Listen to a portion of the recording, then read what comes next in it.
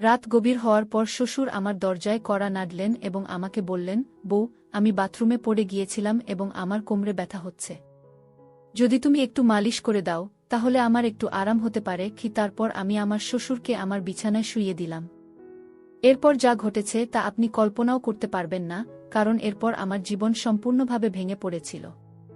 Hello বন্ধুরা, আজকের এই অদ্ভুত গল্পে আপনাদের সবাইকে স্বাগতম। বিয়ের ৫ মাস পরেই আমার স্বামী হঠাৎ একটি দুর্ঘটনায় মারা যান। আমার বাবা অনেক কষ্টে আমার বিয়ে দিয়েছিলেন, কিন্তু ৫ মাসের মধ্যেই আমি আবার আমার মায়ের বাড়ির দরজায় ফিরে এলাম।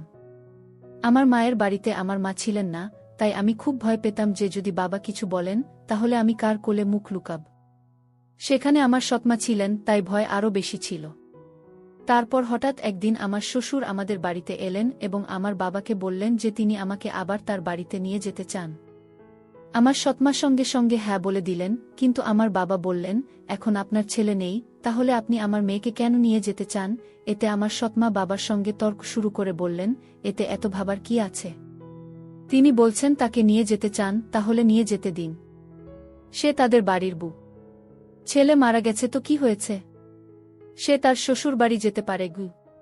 মায়ের এই ঝগড়ার পর বাবা কিছু না জিজ্ঞাসা করে বললেন, যদি আমার মেয়ে সেখানে সুখে থাকে তাহলে একজন বাবা হিসেবে আমি খুশি হব। আপনি তাকে নিয়ে যান। তারপর আমার শ্বশুর আমাকে বললেন, চলো, কাপড় চোপড় নিয়ে আসো। ও আমি আমার সৎমার সব অত্যাচার সহ্য করে আমার শ্বশুরের বাড়ি যাওয়ার সিদ্ধান্ত নিলাম। সেখানে পৌঁছে আমি আমার রুমে কাপড় বদলাচ্ছিলাম, তখনই আমার শ্বশুর এলেন এবং বললেন, বউ, 1 কাপ চা বানিয়ে দাও। ও আমি দ্রুত রান্নাঘরে গিয়ে চা বানালাম। চা পান করতে করতে তিনি বললেন, তুমি কি জানো এই বাড়িতে আমি একেবারে একা? আমার ছেলে ছিল একমাত্র সন্তান, আর তোমার শাশুড়িও মারা গেছেন। তাই আমি তোমাকে এখানে নিয়ে এসেছি, যাতে আমার মনে হয় আমি এখানে একা নই। গিয়ে আমি বললাম, বাবা, আপনি একেবারে চিন্তা করবেন না। আমি তো আপনার মেয়ের মতো, সবসময় আপনার সঙ্গে থাকব। তারপর আমার শ্বশুর বললেন, আমি জানি তুমি আমার সঙ্গে থাকবে, কারণ তোমার সৎমা তোমাকে মায়ের বাড়িতে কখনো শান্তিতে থাকতে দেবে না। এইভাবে কিছু দিন কেটে গেল। 6 মাস পর এক রাতে আমি আমার রুমে ঘুমাচ্ছিলাম, তখন দরজায় কড়া নাড়া শুনলাম। আমি বুঝে গেলাম যে এটা আমার শ্বশুরই হবেন, কারণ এই বাড়িতে আমার এবং বাবা ছাড়া আর কেউ নেই। আর রাতের অর্ধেক সময় কে দরজায় কড়া নাড়বে? আমি ভাবলাম হয়তো বাবার কিছু দরকার আছে, তাই দরজা খুলে দিলাম। দরজা খুলতেই আমার শ্বশুর আমাকে ধরে ফেললেন এবং বললেন, বউ, আমি বাথরুমে পড়ে গিয়েছিলাম। আমার খুব ব্যথা হচ্ছে।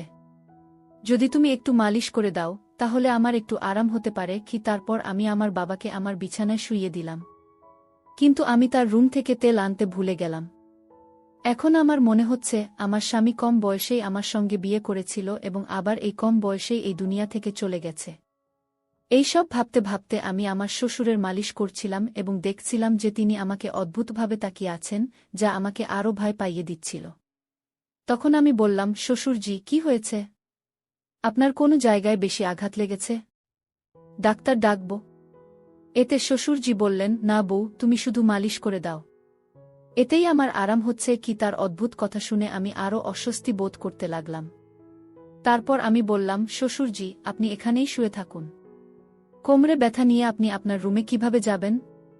আমি আপনার রুমে গিয়ে ঘুমিয়ে যাই। আমার কথা শুনে আমার শ্বশুর বললেন, বউ, এই অবস্থায় তুমি আমাকে একা ফেলে চলে যাবে?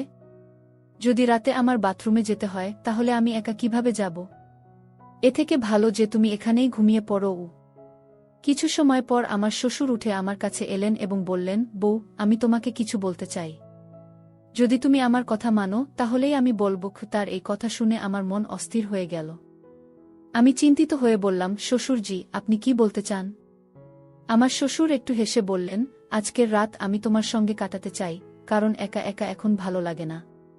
আমার ছেলে মারা যাওয়ার পর আমি ভেবেছিলাম আবার বিয়ে করব, কিন্তু তারপর ভেবেছি যে তোমার সৎমা তোমাকে সেই বাড়িতে কখনো শান্তিতে থাকতে দেবে না। তাই আমি তোমাকে এই বাড়িতে নিয়ে এসেছি। তার এই কথা শুনে আমি খুব অস্বস্তি বোধ করলাম, কিন্তু তার কথা প্রতিবাদ করার সাহস পেলাম না। আমি আমার রুমের সোফায় শুয়ে পড়লাম। আমার ঘুম আসছিল না। আমি খুব ভয় পেয়েছিলাম। শ্বশুর বললেন, বউ, মনে হচ্ছে আমি তোমার সাথে কিছু ভুল করিনি।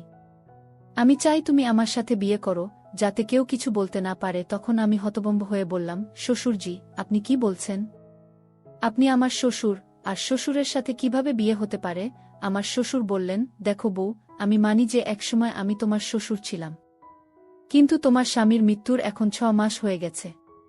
এখন আমাদের মধ্যে এমন কোনো সম্পর্ক নেই। আমি একা, তুমিও একা। আমরা একে অপরের সঙ্গ দিতে পারি। তার এই কথা শুনে আমার মন বিচলিত হয়ে গেল। আমি কিছু বলতে পারলাম না। একদিকে ছিল সৎমায়ের অত্যাচার, অন্যদিকে শ্বশুরের অদ্ভুত আচরণ। রাত কেটে গেল এবং পরের দিন সকালে আমি শ্বশুরের কথাগুলো নিয়ে অনেক ভাবলাম। আমার অবস্থা বিশ্লেষণ করলাম। শ্বশুরের প্রস্তাব আমার কাছে অসম্ভব মনে হচ্ছিল, কিন্তু বাস্তবতা আমাকে কিছু সিদ্ধান্ত নিতে বাধ্য করছিল। তখন আমি ভাবলাম, আমি আমার বাবাকে গিয়ে বলবো।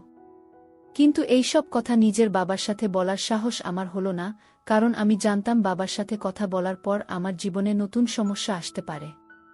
তাই আমি তার কাছে যাইনি। এমনই একদিন সন্ধ্যায় আমার শ্বশুর আবার কথা বলার সুযোগ পেলেন। তিনি বললেন, বউ, আমি তোমার সাথে কিছু ভুল চাইনি। শুধু চাই তুমি আমার জীবনে সুখ আনো। আমি একা থাকতে পারি না। তোমার সাথেই আমার জীবন পূর্ণ হয়। শ্বশুরজির থেকে আবার এই সব কথা শুনে আমি ভিতরে কেঁপে উঠলাম এবং কিছু বলতে পারলাম না। কিছুক্ষণ পর শ্বশুরজি নিজেই বাইরে চলে গেলেন। এমনই করে শ্বশুরবাড়িতে আরও কয়েক মাস কাটানোর পর আমার শ্বশুর এবং আমার মধ্যে একটি অদ্ভুত সম্পর্ক তৈরি হতে লাগল। স্বামীর মৃত্যুর পর আমি ভেবেছিলাম এখন আমি এই দুনিয়ায় একেবারে একা। কিন্তু আমার শ্বশুর আমার প্রতি যে প্রকাশ করেছিলেন তা আমার জীবনকে একটি নতুন দিকে ঘুরিয়ে দিয়েছিল। তার কথাগুলো আমাকে গভীরভাবে নাড়া দিয়েছিল। যখনই আমি ঘুমাতে যেতাম তার কথাগুলো আমাকে অস্থির করত। তিনি বলতেন, আমার সাথে থাকলে তিনি তার একাকিত্ব অনুভব করেন না এবং তিনি চান আমরা দুজনে একটি নতুন জীবন শুরু করি। সেই রাতের কথোপকথনের পর আমি নিজেকে অনেক দ্বিধায় পড়ে পেলাম। মনে অনেক প্রশ্ন উঠছিল, এটা কি ঠিক? এটা কি সমাজের নিয়মের বিরুদ্ধে যাবে না? কিন্তু কোথাও না কোথাও আমার মনে এই কথাও ছিল যে হয়তো আমার শ্বশুর সত্যিই একাকিত্বের সাথে লড়াই করছেন। অনেক ভেবেচিন্তে আমি তার সাথে কথা বলার সিদ্ধান্ত নিলাম। এক রাতে যখন বাড়ির আশেপাশের সবাই ঘুমিয়ে পড়েছিল, আমি শ্বশুরের ঘরের দরজায় টোকা দিলাম। তিনি দরজা খুলে আমাকে দেখে একটু আশ্চর্য হলেন। আমি ভিতরে গিয়ে বললাম, শ্বশুরজি, আমি আপনার সাথে কিছু গুরুত্বপূর্ণ কথা বলতে চাই। তিনি আমাকে বসতে ইশারা করলেন এবং গম্ভীরভাবে বললেন, কি হয়েছে বউ? তুমি এত রাতে কেন এসেছ? আমি একটু সাহস জোগাড় করে বললাম, শ্বশুরজি, আমি আপনার প্রস্তাব নিয়ে অনেক ভেবেছি। আমি বুঝতে পারছি আপনি একাকিত্বের সাথে লড়াই করছেন এবং একজন সঙ্গীর প্রয়োজন অনুভব করছেন। কিন্তু এই সম্পর্কের জন্য একটি শর্ত আছে, আমাদের মধ্যে সবসময় সম্মান এবং ভালোবাসার সম্পর্ক থাকবে। আপনি আমাকে মেয়ের মতো সম্মান দেবেন, আর আমি আপনাকে বাবার মতো সম্মান দেব। তিনি আমার কথা মন দিয়ে শুনলেন এবং কিছুক্ষণ পর বললেন, আমি তোমার শর্ত মেনে নিচ্ছি। তোমার সম্মান সবসময় বজায় রাখব। তার এই কথা শুনে আমার হৃদয়ের বোঝা একটু হালকা হয়ে গেল। আমি তাকে আমার সম্মতি দিলাম।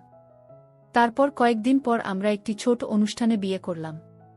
এই বিয়ে সমাজের চোখে অস্বাভাবিক ছিল, কিন্তু আমরা আমাদের অবস্থা মেনে নিয়েছিলাম। বিয়ের পরের দিনগুলো আমার জন্য খুব চ্যালেঞ্জিং ছিল। গ্রামে মানুষ কথা বলতে শুরু করল। আত্মীয়-স্বজন আমাদের থেকে দূরত্ব বজায় করতে শুরু করল। কিন্তু আমরা এই সবের পরোয়া না করে আমাদের জীবন এগিয়ে নেওয়ার সিদ্ধান্ত নিলাম। আমাদের সম্পর্কে ধীরে ধীরে ভালোবাসা এবং বোঝাপড়া বাড়তে লাগল। শ্বশুরবাড়িতে যেখানে আগে আমি নিজেকে অস্বস্তি বোধ করতাম, এখন সেই বাড়ি আমার নিজের মতো লাগতে শুরু করল। শ্বশুর আমার জন্য সব সম্ভব চেষ্টা করতেন যাতে আমি সুখে থাকি। তিনি আমার ছোটবড় সব প্রয়োজন মেটাতেন এবং সব ইচ্ছা পূরণ করতেন।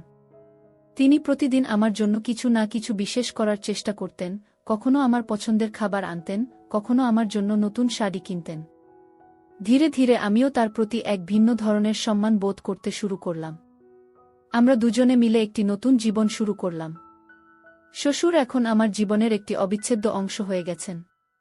আমাদের মধ্যে সম্পর্ক এখন শুধু শ্বশুর বউয়ের নয়, বরং দুটি হৃদয়ের একটি শক্ত বন্ধনে পরিণত হয়েছে।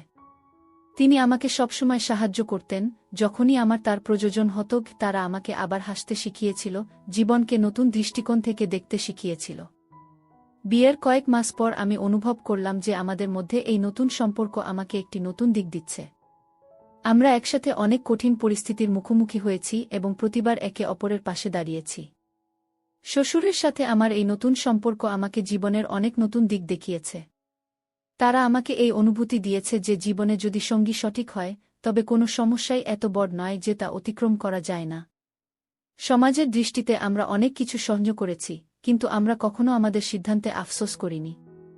আমাদের সম্পর্কে ধীরে ধীরে এক নতুন ধরনের ভালোবাসা ও সম্মান জন্ম নিতে শুরু করেছিল।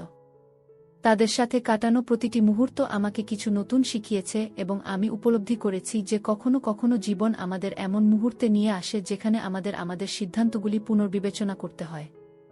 আজ আমি আমার শ্বশুরের সাথে একটি নতুন জীবন যাপন করছি। আমাদের মধ্যে ভালোবাসা ও সম্মান আগের চেয়েও আরও শক্তিশালী হয়ে উঠেছে। তিনি আমার জীবনের সবচেয়ে গুরুত্বপূর্ণ ব্যক্তিতে পরিণত হয়েছেন।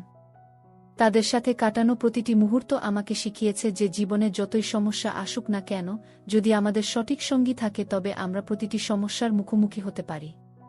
এইভাবে আমাদের মধ্যে সম্পর্ক ধীরে ধীরে আরও গভীর হতে থাকে। তাদের সাথে কাটানো প্রতিটি মুহূর্ত আমাকে শিখিয়েছে কিভাবে জীবনকে নতুন করে বাঁচতে হয়।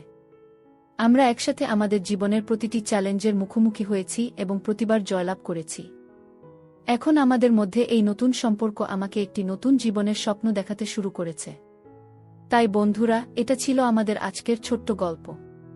আপনি এই গল্পটি কেমন লাগলো তা কমেন্ট করে অবশ্যই জানাবেন। যদি গল্পটি আপনার ভালো লেগে থাকে তবে এটি লাইক করুন এবং আপনার বন্ধুদের সাথে শেয়ার করুন।